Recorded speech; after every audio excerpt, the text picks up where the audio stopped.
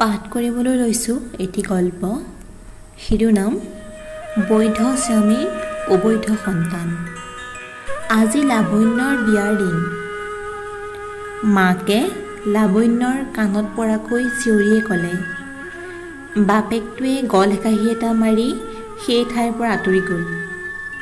মাকে যঁতৰৰ পৰা সূতাডাল ছিঙি মহুৰাকেইটা টেমাটোতে থৈ থিয় হৈ কঁকালটো পোনালে।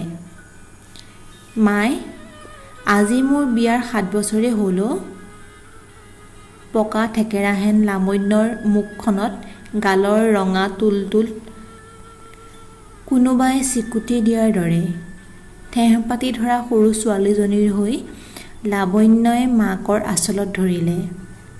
একো নহয় আই, এইবাৰ কোলাভাৰী হ'ব দে, গোসাঁয়ে সিদিনা ক'লে নহয়। তাই মাকক আৰু একো ক'বলৈ নিদি মুখতে ধৰিলে। কি কোলাভাৰী হ'ব বুলি গাই থাক? নহয় মোৰ কোলাভাৰী। আজি 7 বছৰে একো এটা কৰিব নোৱাৰিলে এইবাৰহে কৰিব নেকি? মাকে লাৱণ্যৰ চুলিকেইডালত হাত বুলাই ভিতৰলৈ টানি নি কাঠৰ পালেঙিখনত এটা চুকত বহাই দিলে। শুন মাজনী, 10 বছৰৰ পাছতো গা ভাৰী হয়। চব ভগৱানৰ লীলা। ডাক্তৰী চিকিৎসা কৰিও একো নোহোৱা মানুহ দেখিছোঁ। এদিন হ'লেও কেঁচা গছত ফল ধৰিবই। মাকৰ কথা শুনি তাই মাকৰ গাত সাৱটি ধৰি লাহেকৈ ক'লে। মাই, তই কোৱাৰ কথা ফলিয়ালে ভালেই, কিন্তু মই বেলেগ এটা কথা ভাবিছোঁ, তহঁতে বা কি ক? আনটো কোঠাত থকা লাৱণ্যৰ ভনীয়েক নমিতা বায়েকে কি কয় শুনিবলৈ সেই ঠাইলৈ আহিল। লাৱণ্যই ভনীয়েকলৈ চাই ক'লে, ভণ্টি, তই দেখিছনে মানুহটো ল'ৰা-ছোৱালীৰ কাৰণে বলিয়াৰ দৰে হৈছে? মোৰ নিচিনা ফল নধৰা গছজোপাৰ লগত কেনেকৈনো থাকে অ'? ভণ্টি, তই ভিনীহেৰৰ লগত বিয়া হৈ সন্তান এটি দিব নোৱাৰনে? খৰকৈ কোৱা লাৱণ্যৰ মুখৰ কথা শুনি ভনীয়েক আৰু মাক অবাক হ'ল। দুয়োজনীয়ে লাৱণ্যৰ গাত শিলগুটি দলিওৱাৰ দৰে শব্দৰে গালি বৰ্ষিবলৈ ধৰিলে। ভনীয়েকে জাঙুৰ খাই উঠি ক'বলৈ ধৰিলে, বাই, তই মোক সতিনী পাতি সুখী হ'ম বুলি ভাবিলি? তোৰ মনলৈ এই কুবুদ্ধিবোৰ কেনেকৈ আহিল? মাকৰ ঘৰলৈ লাৱণ্য সেই উদ্দেশ্যেৰে গৈছিল।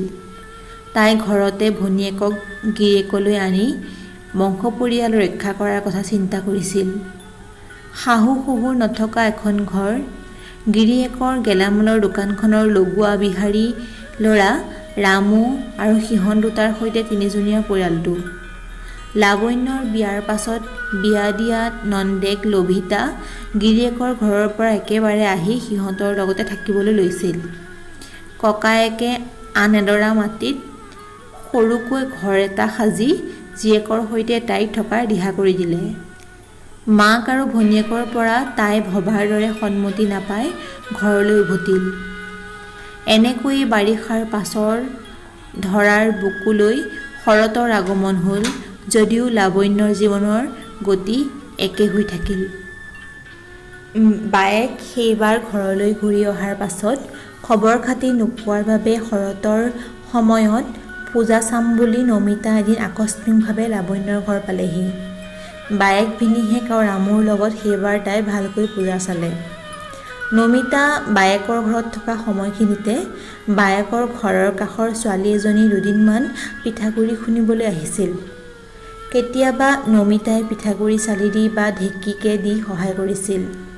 সেই কেইদিনতে তাই লক্ষ্য কৰিলে, বিবাহৰ উপযুক্ত সেই ছোৱালীজনী অহা দেখিলেই ভিনীহিয়েকে হলি-গলি কৰিবলৈ আগবাঢ়ি আহে।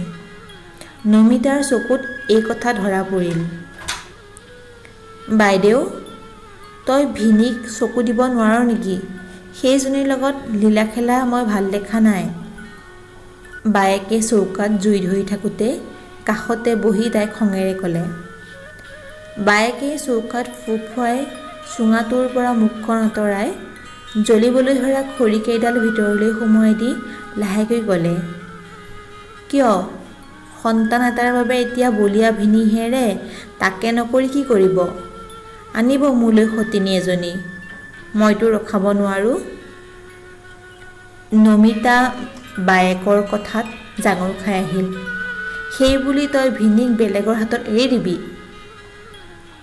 বায়েক লাৱণ্যই নমিতাৰ ফালে চাই ক'বলৈ ধৰিলে, নিজৰ জনীকে ভনীহেৰক দিম বুলি ভাবিছিলোঁ, কিন্তু তাইহে নাহে। নমিতাই বায়েকৰ কথা বুজি পাই মনে মনে থাকিল।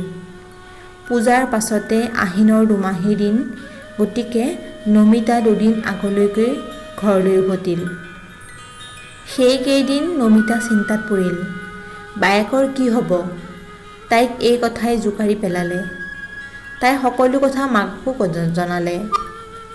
দুমাহী দুদিন পাছতেই লাৱণ্য আৰু গিৰিয়ে নমিতাহঁতৰ ঘৰলৈ ফুৰিবলৈ আহিল। তেতিয়াই মাকে লাৱণ্যৰ কাণ চুৱালে যে নমিতা ভিনীহেকৰ লগত বিয়াত বহিবলৈ সাজু হৈছে। নমিতাই বায়েকক ভিনীহেকে যাতে বেলেগ ছোৱালী বিয়া পাতি তাইক এলাগি নকৰে, সেইবাবে বিয়াত বহিবলৈ সাজু হৈছে বুলি জনালে। লাৱণ্যই ভবামতে কামসমূহ পূৰণ হোৱা দেখি মনতে আনন্দ পালে। লাৱণ্যই চেক বুজি কথাটো গিৰিয়েকক ক'লে। গিৰিয়েকক তাই এক প্ৰকাৰ জোৰে কৰিলে। গিৰিয়েকে প্ৰথমে তাইক এই কথা দুনাই নক'বলৈ সকীয়াই দিছিল। শেষত লাৱণ্যৰ কাতৰ অনুৰোধ পেলাব নোৱাৰি মান্তি হ'ল। মাঘতে ভাল দিন বাৰ চাই সামাজিক প্ৰথাৰে সমাজক সাক্ষী কৰি নমিতা বায়েকৰ ঘৰলৈ কইনা সাজেৰে আহিল। তেতিয়াৰ পৰা লাৱণ্যৰ ঘৰৰ এজন সদস্যৰ সংখ্যা বাঢ়িল। গিৰিয়েকে দুয়োজনীকে সমান মৰম চেনেহেৰে ৰাখিলে। ঘৰখনত নতুন সদস্য এজনৰ আশাত এনেকৈ 2 বছৰ পাৰ হ'ল। কিন্তু একো ফল নধৰিল। ইফালে লাৱণ্যই কিছুমান ভাবিব নোৱাৰা কথা চকুৰ আগত দেখিবলৈ ধৰিলে। নমিতাই লগোৱা ল'ৰা ৰামুৰ লগত সম্বন্ধ গঢ়িছে। 2-3 বাৰ সকীয়াই দিয়াৰ পাছতো নমিতা আৰু ৰামুৰ সম্বন্ধৰ একো ক্ষতি কৰিব নোৱাৰিলে। এদিন তাঁত বাতি কৰি থাকোঁতে নমিতাৰ গা সুখ কৰোঁতে ওচৰ চুবুৰীয়া বৌয়েক এজনীয়ে চিঞৰিয়ে ক'লে, লাৱণ্য, তোৰ মনৰ আশা পূৰণ হ'ল দে, ঘৰলৈ নতুন আলহী আহিব। ঘৰখন আনন্দৰে ভৰি পৰিল। গিৰিয়েকে ভোজ ভাতৰ আয়োজন কৰিলে। সকলোৰে আনন্দৰ মাজত লাৱণ্যৰ মনটো অশান্ত। কাৰণ তাই জানে, তাই সকলো বুজে, সেই সন্তান তাই গিৰিয়েকৰ নহয়।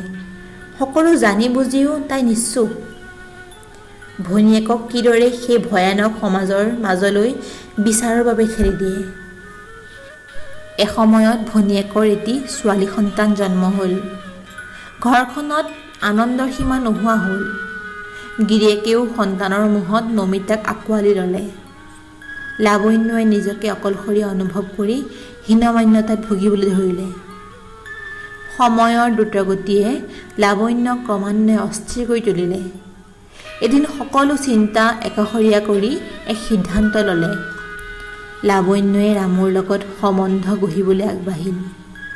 আৰু কোনোৱে নজনাকৈ গঢ়া এই সম্বন্ধয়ে পূৰ্ণতা পাই এদিন লাৱণ্যয়ো সন্তান সম্ভৱা হ'ল। ঘৰখন আকৌ আনন্দৰে ভৰি পৰিল। গিৰিয়েকে লাৱণ্যক গুৰুত্ব দিবলৈ ধৰিলে। কিন্তু সকলো কথাৰ জ্ঞাত নমিতাই সত্যটো জানিও প্ৰকাশ কৰিব নোৱাৰে। কাৰণ তাইও সেই পথেৰেই।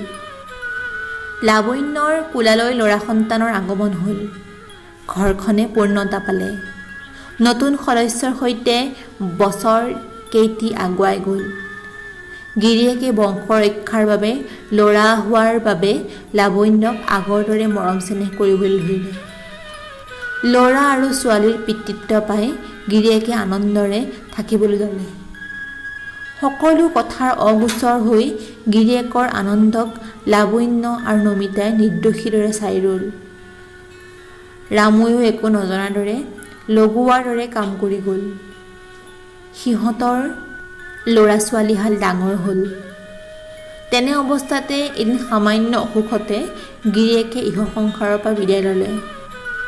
গিৰিয়েকৰ অবিহনেই লাৱণ্য আৰু নমিতাই ঘৰখন ধৰি ৰাখিলে।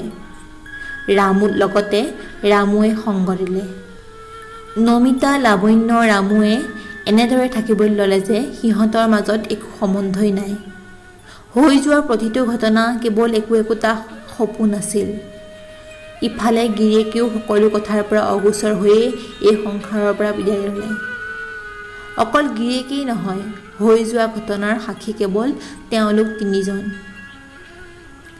তেনেতে এদিন হঠাতে ৰামু দুৰাৰোগ্য ৰোগত আক্ৰান্ত হৈ জীৱনৰ শেষ সময়ত ভৰি দিলে।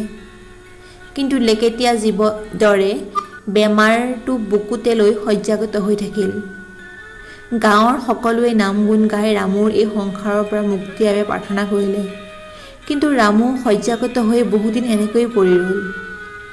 এদিন গাঁৱৰে দুজনমানে খবৰ ল'বলৈ আহি ৰামুক ক'লে, ৰামু, জীৱনত কিবা পাপ কৰিছ যদি কৈ দে অ', তেতিয়াহে মুক্তি পাবি চাগে, নহ'লে এনেকৈ পৰি ৰবি। সেই কথাষাৰে ৰামুক জোকাৰি গ'ল। সি ভাবিবলৈ ধৰিলে, সি কৰা সেই পাপৰ বাবে চাগে আজি সি মুক্তি পোৱা নাই।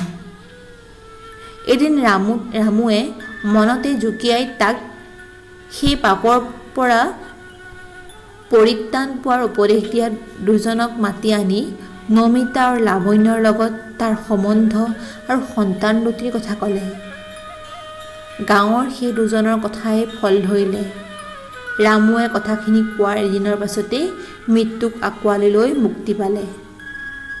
কিন্তু গাঁৱত ৰামুৰ মুখৰ কথাই পানীত হাঁহ নচৰা অৱস্থাৰ সৃষ্টি কৰিলে।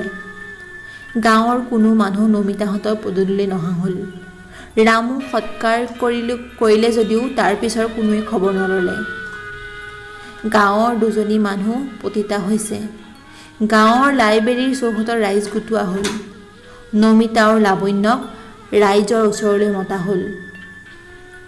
বিচাৰ বহিল। কথাষাৰ হয়নে? গাঁৱৰ এজনৰ কথাত নমিতা আৰু লাৱণ্যই অলপ সময় ৰৈ হৈ কাঢ়িলে। ইহঁতৰ এতিয়া কি কৰা যায়? গাঁৱৰ বৰমূৰীয়া এজনৰ কথাত ৰামুৰ পৰা পাপৰ কথা উলিওৱা ৰামেশ্বৰে চিঞৰি উঠিল,